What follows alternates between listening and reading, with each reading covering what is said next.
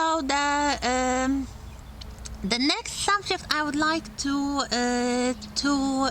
talk with you about is the history of Britain, and of course now we are using the contemporary map, the division into counties as it was, but it hasn't always been like that. And I found a very interesting film on YouTube. Somebody put up all the changing reality, the changing borders on the maps of the British Isles, and the title is "The History of the British Isles Every Year." The entire thing is like 7.5 minutes long, and I will give you the link in Moodle. But I would like to focus on a few maps from this long set of maps showing the changing differences, because there are so many interesting things happening that nobody really talks about. We all know, of course, about the United Kingdom and Ireland. We also know about the period that the entire British Isles, so Ireland, Great Britain, and all those other islands and archipelagos were just one political entity, but it's relatively late. It really doesn't happen before the 17th century, and there are so many interesting things happening earlier, and this film draws your attention to this, so you may want to, I strongly suggest you watch the entire thing, and you perhaps stop it while you watch, or we look at some maps from this film in close-up together now. So it all starts many thousands years ago with all the Brittonic tribes living in the British Isles. They do not form a country yet. We do not really have the exact borders. We just have the areas where these tribes live.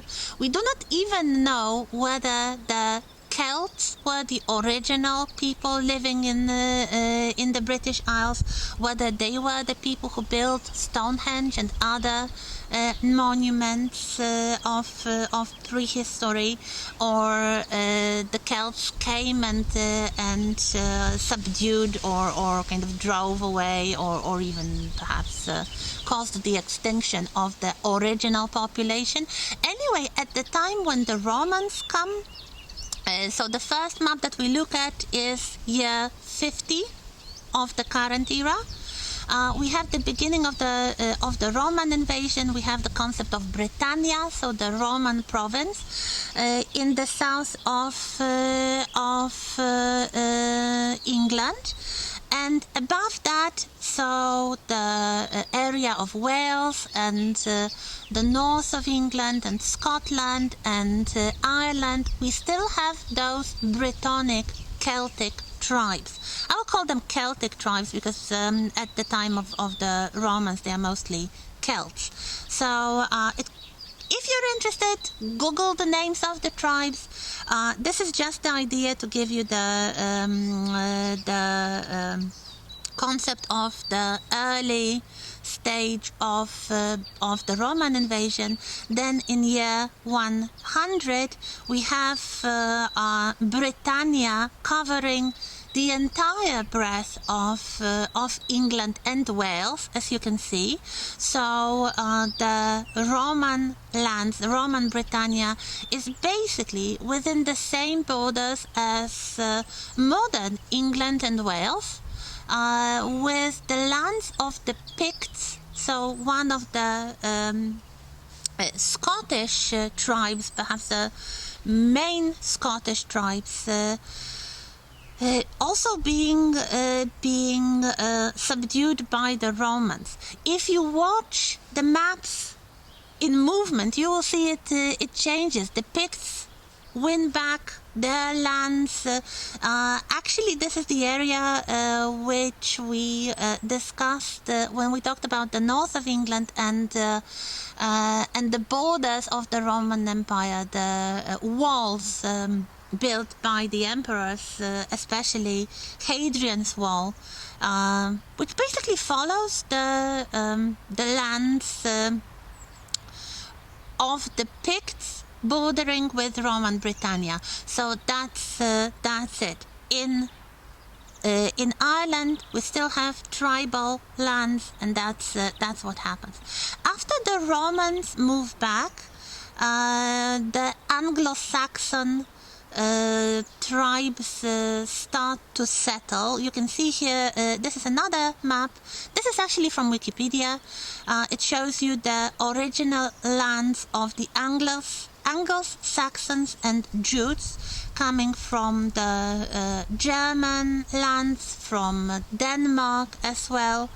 And the Britons, so the Celtic tribes, being gradually pushed away towards the west, with the Picts remaining in Scotland. So this is the situation in the 5th century, more or less, when these tribes start to come, and then in year 500 it looks like this. We start having new kingdoms. There is a kingdom of Munster in Ireland which will survive a long time, really. There are two kingdoms in Wales, the kingdom of Gwynedd and the kingdom of Dyfed.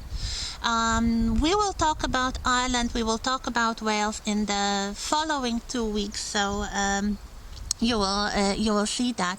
We have the lands of the Picts, so the kingdom of Pictland really developing in Scotland, especially eastern Scotland, with some more places forming their own political identity. So the Brittonic kingdom of Reged, for example, or the kingdom of Strathclyde. They will be important. They will be visible. Nobody talks about them anymore. Most people think that the history of Britain starts with the Norman conquest, and why I wanted to show you these maps is really to show you how many interesting things happened before the Normans.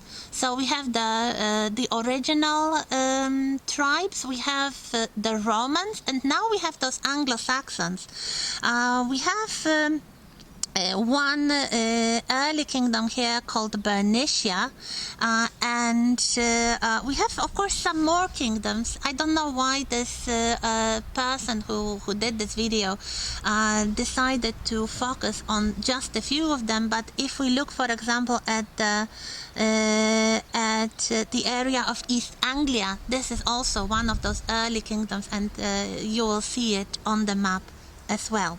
So next we are in year 650, Bernicia and Deira. We have a new kingdom, a new Anglo-Saxon kingdom of Deira, just south of Bernicia. We have Pictland developing. Actually, Deira has some lands in western Scotland as well. We have two more very important Anglo-Saxon kingdoms, namely Mercia and Wessex. They will be rivals, they will be allies, there will be a lot of things. And if you look at the smaller maps, so at this kind of changing situation in the film, you will see that the borders between those Anglo-Saxon kingdoms change a lot. What remains stable is basically the Irish kingdom of Munster, the Welsh kingdoms of Gwynedd and Dyfed, but everything else is just in flux. Well, we have the Scottish kingdoms, especially here, Pictland. We have Strathclyde gaining power in the west of, like, southwestern Scotland, and also Cumbria. So these are the Brittonic lands. Cumbria apparently is a similar word originally as Cambria, so the original Celtic language that was used by the Romans to name these places. So we have this kingdom of Strathclyde, and we have those Anglo-Saxon kingdoms of Deira, Bernicia, Mercia, and Wessex. Also, as you can see, Sussex, Essex, East Anglia, Kent, they are all Anglo-Saxon. Next thing here, 700, we have more of that. Actually, Deira and Bernicia unite to form the kingdom, large and powerful Anglo-Saxon kingdom of Northumbria. So the modern county of Northumbria is just a little part of that. Strathclyde is still strong. Mercia and Wessex rival in the central and southern part of England, and Scottish kingdoms try to unite and form some sort of Scotland. It's not yet called Scotland, as you can see. However, we start having this union of the Scottish kingdoms already in 860, and we start having a new force coming to the fore here, namely the Vikings. As you can see, the Vikings arrive from the north. They colonize the Scottish Isles, so Shetlands, the Orkneys, the Hebrides, the Isle of Man, and parts of Ireland, especially around Dublin. You can see the areas colonized by the Vikings. Otherwise, Wessex is growing strong. Wessex basically conquered the entire south of England. Mercia is quite strong. Northumbria is quite strong. East Anglia is keeping to their own. So this is quite a stable moment. But as you'll see in a little while, the Vikings are coming, and they will gradually cover more and more of the land. Also, the situation here is very dynamic, so I chose to focus on the map from 870 to show you the extent of the Viking conquest here, and especially the establishing of the area colonized by the Vikings called the Danelaw. We have Scotland divided, but still kind of increasingly unified, especially against the Viking presence in the Hebrides and the Scottish Isles. The kingdoms of Munster, Gwynedd, and Dyfed continue, but what happened to Northumbria? Northumbria is no more. It is now completely colonized by the Vikings, and what you will have is this quite dynamic situation with the Vikings fighting with Mercia and Wessex, and basically the borders changing very quickly. 910,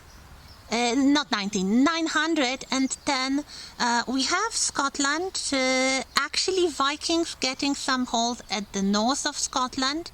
The Brittonic kingdom of Strathclyde still kind of soldiering on, but we have quite a lot of Viking presence in Northumbria, in East Anglia.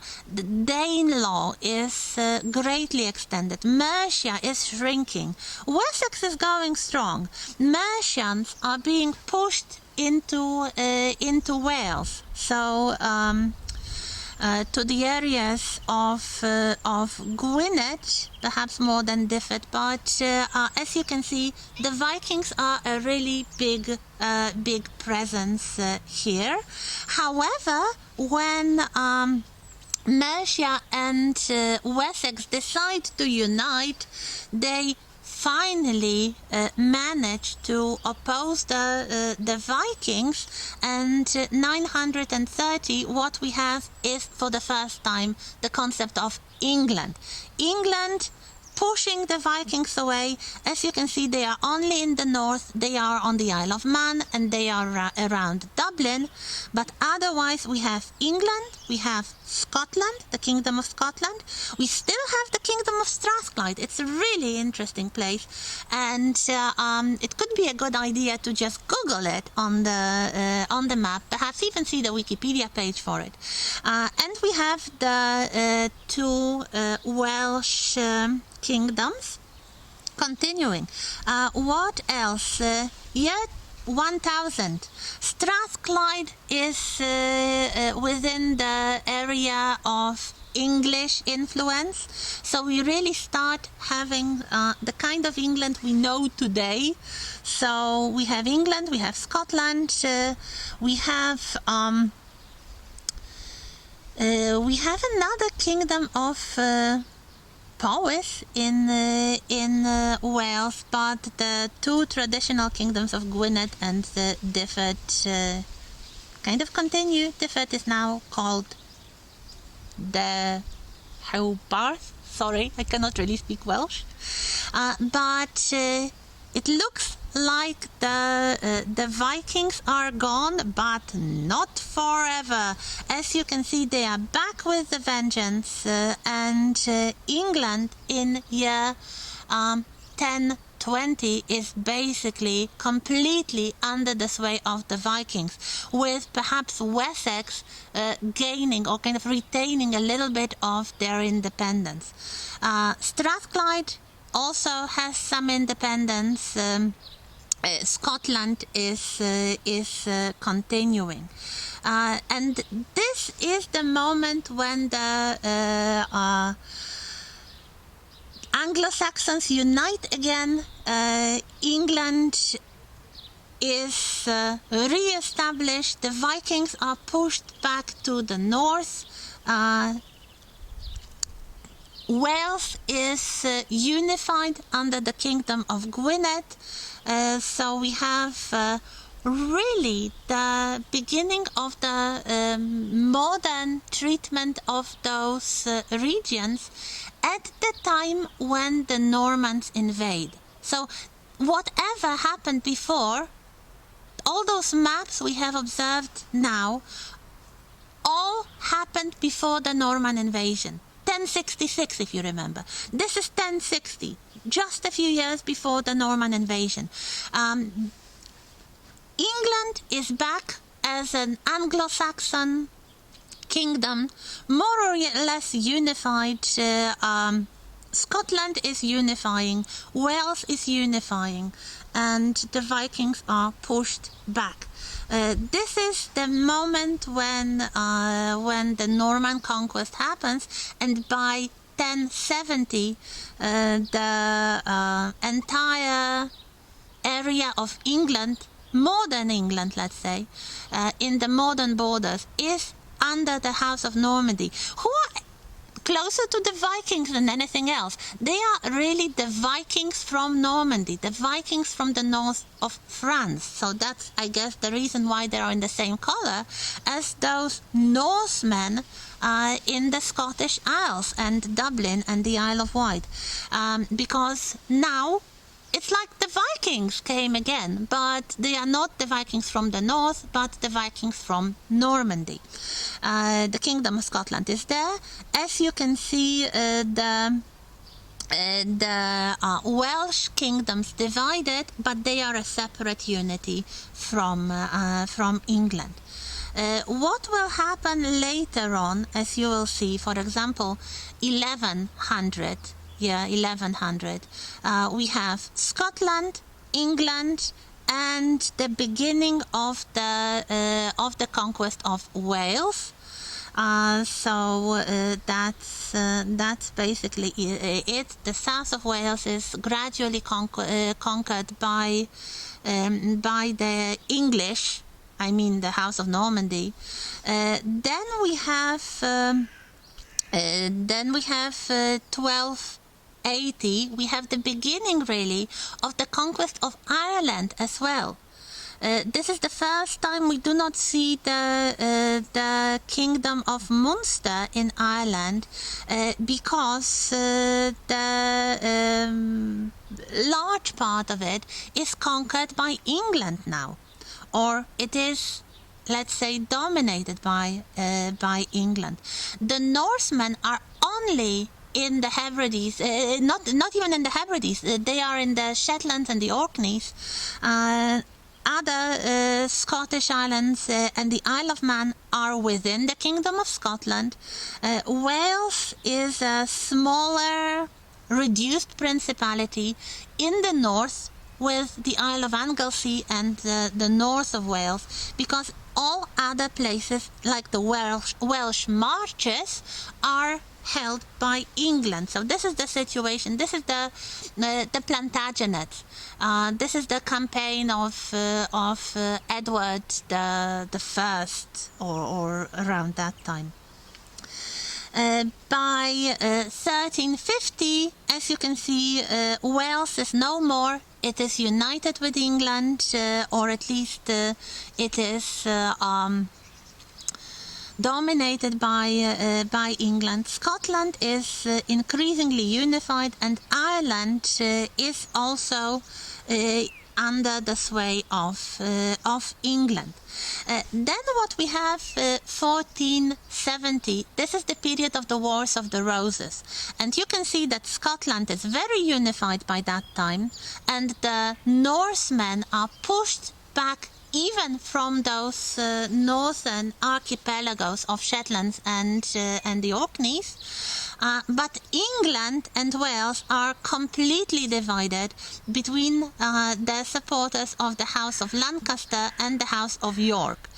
Apparently in 1470 we have the situation when even the city of York is in the hands of Lancaster, and the Yorkist factions are mostly in Norfolk and central England, and also in large parts of Wales and southern Ireland. But this is really just a moment in history, because then the new dynasty comes to the throne, the Tudors, and we have a very stable situation with the separate kingdoms of Scotland and England.